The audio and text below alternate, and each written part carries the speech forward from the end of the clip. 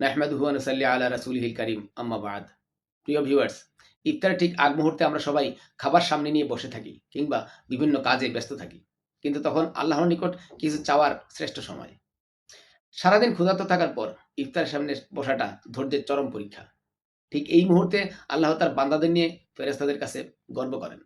নবীজি সাল্লাল্লাহু আলাইহি সাল্লাম বলেছেন, ৩ ব্যক্তির দোয়া কখনো ফিরিয়ে দেওয়া হয় না।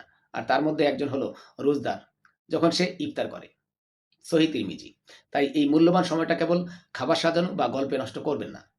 নিজের জন্য গুনাহ মাফ চাওয়া আর মনের সব অপূর্ণ ইচ্ছাগুলো আল্লাহর কাছে তুলে ধরুন।